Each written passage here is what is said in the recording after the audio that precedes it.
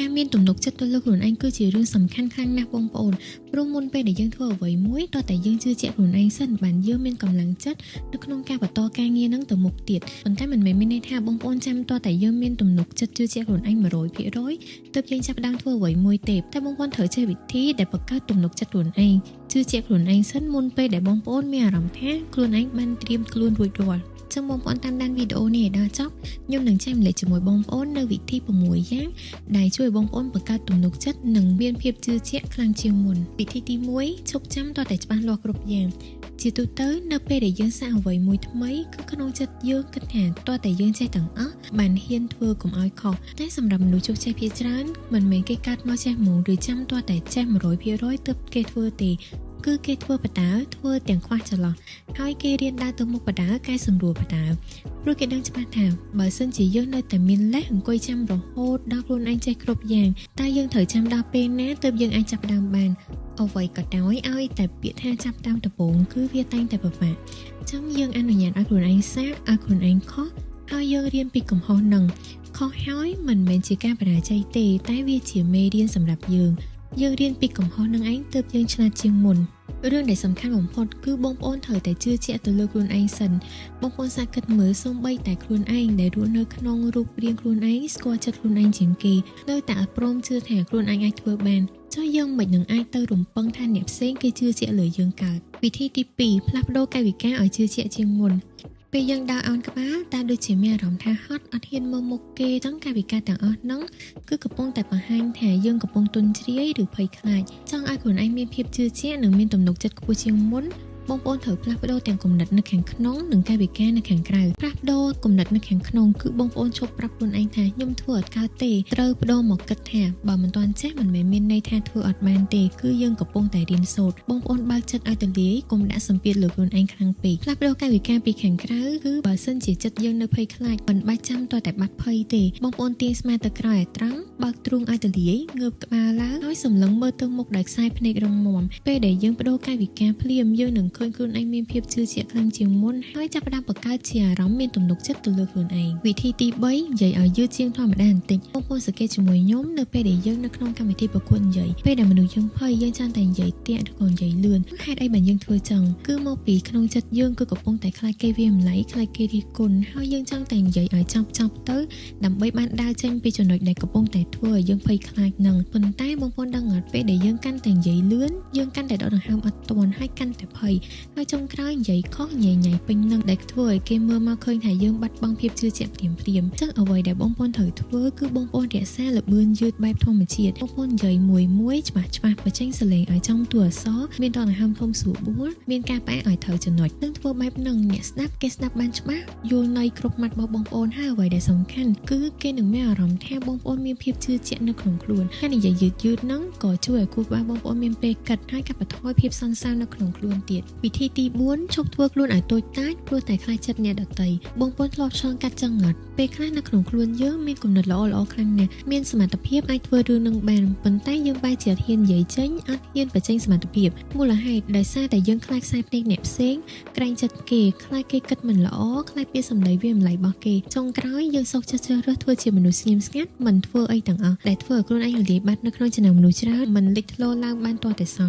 បងប្អូនកុំបារម្ភពីខ្សែភ្នែកអ្នកដទៃខ្លាំងពេកបើបងប្អូននៅតែបដ ឲ្យភាពភ័យខ្លាចមកគ្រប់គ្រងបងប្អូននឹងគ្មានថ្ងៃដែលអាចលេចធ្លោឬក៏ជោគជ័យនៅក្នុងចំណោមមនុស្សម្នាបានទេបើសិនជាបងប្អូនមានគំនិតល្អបញ្ចេញមកក្រៅមកបងប្អូនដឹងអត់រាល់ពេលដែលបងប្អូនហ៊ាននិយាយហ៊ានបញ្ចេញមតិគឺបងប្អូនកំពុងតែចំណេញបងប្អូនបានទាំងកើនចំណេះដឹងបងប្អូនបានទាំងបង្កើនទំនុកចិត្តកាលណាយើងហ៊ាននិយាយចេញមកលើកទី1ចឹងលើកទី2ទី3ក៏នឹងងាយស្រួលជាងមុនដែរទំនុកចិត្តនឹងកើនឡើងរាល់ពេលដែលបងប្អូនហ៊ានធ្វើហើយសម្រាប់ចំណេះដឹងវិញពេលដែលយើងនិយាយចេញមកបើយើងនិយាយត្រូវបងប្អូនបានបញ្ចេញសមត្ថភាពតែបើសិនជាបងប្អូននិយាយទៅខុសនៅខ្វះចន្លោះបងប្អូនបានដឹងពីចំណុចខ្វះខាតរបស់ខ្លួនឯងរៀនសូត្របន្ថែមដើម្បីអភិវឌ្ឍខ្លួនឯងឲ្យកាន់តែប្រកែកជាងមុនវិធីទី5រៀបចំខ្លួនឲ្យដូចជាមនុស្សដែលបងប្អូនចង់ក្លាយទៅជារបៀបដែលយើងស្លៀកពាក់រាល់ថ្ងៃហ្នឹងក៏មានឥទ្ធិពលខ្លាំងណាស់ទៅលើរបៀបដែលយើងមើលមកលើខ្លួនឯងបងប្អូនមានតែចាប់អារម្មណ៍ថាថ្ងៃណាដែលបងប្អូនបានស្លៀកកៅអៅមួយដែលបងប្អូនស្រឡាញ់ពេញចិត្តខ្លាំងថ្ងៃហ្នឹងគឺបងប្អូនដើរចេញទៅក្រៅដោយមានភាពជឿជាក់ខ្លាំងហ្មងហើយមានអារម្មណ៍ល្អចំពោះខ្លួនឯងទៀតនឹងហើយដែល ដោយសារតែរូបរាងខាងក្រៅរបស់យើងគឺវាបញ្ជាទៅដល់ផ្នត់គំនិតនៅខាងក្នុងការរៀបចំខ្លួននេះមិនមែនមានន័យថាតោះតែយើងមានលុយទិញកៅអៅ brand ល្បីៗម៉ាកថ្លៃរាប់រយពាន់លានដុល្លារមកស្លៀកពាក់ទៅលើខ្លួនឯងទេគឺគ្រាន់តែជាការរៀបចំខ្លួនស្លៀកពាក់សិតសក់មើលទៅឲ្យស្អាតបាតសមរម្យរៀបរយតែប៉ុណ្ណឹងគឺគ្រប់គ្រាន់ហើយព្រោះនៅពេលដែលបងប្អូនឆក់កញ្ចក់មើលទៅឃើញខ្លួនឯងស្អាតបាតរៀបរយល្អហើយបងប្អូនមានមោទនភាពចំពោះរូបរាងខ្លួនឯងនោះបងប្អូននឹងហ៊ានដើរចេញទៅក្រៅជួបគេឯងហ៊ាននិយាយស្ដីជាមួយគេដោយភាពជឿជាក់ហើយវិធីហ្នឹងគឺបង្កើតទំនុកចិត្តឲ្យខ្លួនឯងភ្លាមមុនពេលដែលយើងចេញពីផ្ទះចឹងវិធីហ្នឹងគឺជាវិធីដែលងាយស្រួលខ្លាំងមែនតើបងប្អូនអាចចាប់ផ្ដើមពីថ្ងៃស្អែកក៏បានដែរវិធីទី6កុំគិតថាគេវាម្ល៉េះយើងគ្រប់ពេលមូលហេតុធំបំផុតដែលធ្វើឲ្យបងប្អូនខ្វះទំនុកចិត្តទៅលើខ្លួនឯងគឺដោយសារតែរាល់ពេលដែលយើងចូលទៅក្នុងចំណោមមនុស្សច្រើនឬក៏ទៅជួបអ្នកផ្សេងនៅក្នុងចិត្តយើងតែងតែគិតទុកមុនថាគេអត់ចូលចិត្តយើងទេគេនឹងវាម្ល៉េះយើងបងប្អូនកុំបន្ថយតម្លៃខ្លួនឯងដោយគិតថាគេអត់ចូលចិត្តយើងហើយគេនឹងវាម្ល៉េះយើងតាមពិតទៅមនុស្សភាគច្រើនរាល់ថ្ងៃហ្នឹងគឺគេរវល់តែបារម្ភរឿងខ្លួនឯងគេគ្មានពេលទំនេរមកវាតម្លៃទៅលើគ្រប់សកម្មភាពរបស់បងប្អូនទេនៅពេលដែលបងប្អូនផ្ដើមការសន្ទនាមួយដោយគិតថាមនុស្សហ្នឹងគឺរស់រាយរាក់ទាក់គឺចង់រាប់អានជាមួយយើងនោះកាយវិការរបស់យើងនឹងផ្លាស់ប្ដូរដោយស្វ័យប្រវត្តិតែម្ដងបងប្អូនចាប់ផ្ដើមបញ្ចេញស្នាមញញឹមបានច្រើនជាងមុនហើយហ៊ាននិយាយស្ដីដែលបើកចិត្តទូលាយជាងមុនហើយលែងមានសម្ពាធក្នុងខ្លួនថាយើងត្រូវតែធ្វើល្អឥតខ្ចោះគ្រប់ពេលទៀតហើយការគិតបែបហ្នឹងមិនមែនមានន័យថាមនុស្សគ្រប់គ្នានៅលើលោកនេះសុទ្ធតែស្រឡាញ់រាប់អានយើងទាំងអស់ទេហើយបងប្អូនក៏ត្រូវចាត់ទុកវាជារឿងធម្មតាដែរដោយសារតែយើងមិនអាចគាប់ចិត្តមនុស្សគ្រប់គ្នាបានទាំងអស់ទេភាពជឿជាក់ទៅលើខ្លួនឯងវាមិនមែនជារបស់ដែលយើងដើរហើយរកឃើញទេបងប្អូនតែវាគឺជាអ្វីដែលយើងត្រូវកសាងវាឡើងមកដោយខ្លួនឯងមនុស្សជាច្រើនចំណាយពេលអង្គុយរងចាំឱកាសល្អឥតខ្ចោះឬក៏ចាំទាល់តែដល់ថ្ងៃណាមួយដែលយើងមានភាពក្លាហានគ្រប់គ្រាន់ទើបហ៊ានដើរតាមក្តីសម័យរបស់ខ្លួនឯងប៉ុន្តែបងប្អូនថ្ងៃហ្នឹងគឺកម្រមកដល់ណាស់មនុស្សដែលបងប្អូនឃើញថាគេមានទំនុកចិត្តខ្ពស់គេមានភាពជឿជាក់ទៅលើខ្លួនឯងមិនមែនមានន័យថាគេមិនស្គាល់ពាក្យថាខ្លាចមិនមែនគេមិនដែលសង្ស័យទៅលើខ្លួនឯងទេប៉ុន្តែគេហ៊ានបោះជំហានទៅមុខទាំងដែលក្នុងចិត្តនៅភ័យខ្លាចនៅឡើយអញ្ចឹងលើក្រោយពេលដែលបងប្អូនកំពុងតែស្ទាក់ស្ទើរអត់ហ៊ាននិយាយអត់ហ៊ានសារអីដែលថ្មីអត់ហ៊ានធ្វើរឿងសំខាន់សម្រាប់ជីវិតខ្លួនឯងបងប្អូនកុំសួរខ្លួនឯងថាចុះបើយើងធ្វើឲ្យអត់ជោគជ័យតែបងប្អូនត្រូវបដូរមកសួរខ្លួនឯងថាចុះបើឱកាសមួយនោះអាចផ្លាស់ប្ដូរជីវិតខ្ញុំបានទាំងស្រុង